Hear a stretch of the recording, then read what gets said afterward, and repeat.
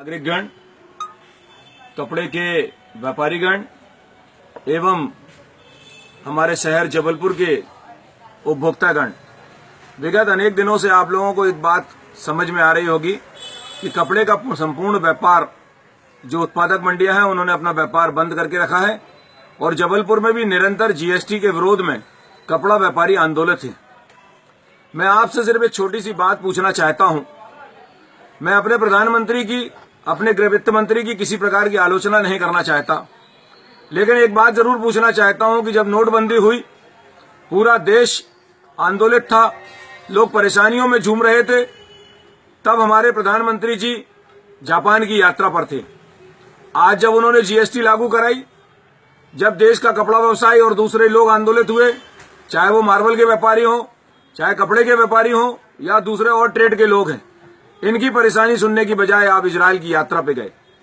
मैं जानता हूं कि आप प्रधानमंत्री हैं, आपको बहुत सारे कार्य होते हैं, लेकिन जिस गुजरात ने और जिस गुजरात मॉडल के माध्यम से आपने इस पूरे देश के अंदर अपनी ख्याति प्राप्त की, वर्ण विदेश के अंदर भी विदेशी प्राप्त की, और आपने हमेशा इस बात के लिए लोगों को बोला कि गुजरात मॉडल देखकर आइए, गुजरात मॉडल देखकर आइए।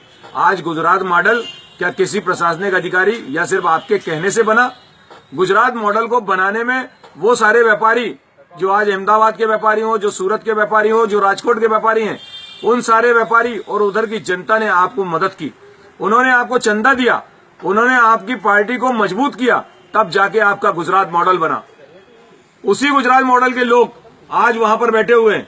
एक हितेश भाई संकलेचा हैं, जिनके बारे में मैं कहना चाहता हूं कि वो पिछले 10 दिनों से अन्य जल त्याग करके वहां पर सूरत के अंदर बैठे हुए हैं। क्या हमारे पंतप्रधान का इतना कर्तव्य नहीं होता कि वो एक बार वहां जाकर पूछें, या अपने ट्वीट के माध्यम से या उसके माध्यम से पूछें कि कपड़ा वालों को क्या तकलीफ है? मैं आपसे बात करना चाहता हूं। हम आपकी इज्जत करते हैं, पर इसका यह मतलब नहीं कि आप हमारी उन परेशानियों को नजरअंदाज कर सिर्फ अपने अहंकार में डूबे रहें। मैं माननीय अरुण जेटली जी को संबोधित करके कहना चाहता हूं कि अगर मान लो सोने वालों ने इतने दिन हड़ताल की और आपने नहीं सुना, तो आपने बड़े व्यंग्यात्मक तौर पर यह कहा कि मैंने पहले 1% लगाया था तो उन्होंने पुतले जलाए, और जब 3% लगाया तो माला पहना के गए। आदमी के पेट पर लात मारकर और इस तरीके की हास्यास्पद बातें कर आप क्या सिद्ध करना चाहते हैं, ये समझ से परे है। भारतीय जनता पार्टी व्यापारियों की पार्टी थी और व्यापारियों ने सदैव भारतीय जनता पार्टी को व्यापार मदद की है। आज आपने उन्हें चोर की श्रेणी में खड़ा करके उन्हें टैक्स चोर और टैक्स चोर की स्थिति में खड़ा कर दिया। मैं आपसे पूछना चाहता हूं कि जो देश के अंदर आपने आंकड़े दिए हैं, जो 86 लाख वो टैक्स पेयर आपने बताया है कि पूरे देश के अंदर 86 लाख टैक्स पेयर हैं, तो उन टैक्स पेयर में व्यापारी कितना है, और सूरत और गुजरात का व्यापारी कितना है, मध्य प्रदेश का व्यापारी कितना है? अगर उसके अंदर आंकड़े निकलते हैं और आज आप कहते हैं कि 50 लाख व्यापारी निकलता है, तो व्यापारी कहां से चोर हुआ? इस 125 करोड़ की जनता का विभाजन करके देखिए, कितने बच्चे हैं, कितने बूढ़े हैं, कितने बीपीएल कार्ड के नीचे रहने वाले लोग हैं, कितने लोग किसान हैं जिनको आपने अलग करके दिया है। और जब आप कुल 86 लाख टैक्स पेयर की बात करेंगे, तो उन टैक्स पेयर में सबसे ज्यादा मेरा विश्वास है कि 80% व्यापारी निकलेगा। व्यापारी को चोर कहना बंद करें। मैं माननीय मोदी जी से कहना चाहता हूं कि जनता ने आपके ऊपर विश्वास दिया है, उस विश्वास को अगर आप कायम करना चाहते हैं तो कपड़ा व्यापारियों की उस तकलीफ को सुने और अपने किसी प्रतिनिधि मंडल के माध्यम से ठोस आश्वासन के साथ और एक निर्णयात्मक स्थिति में लाकर इस आंदोलन को बंद करें।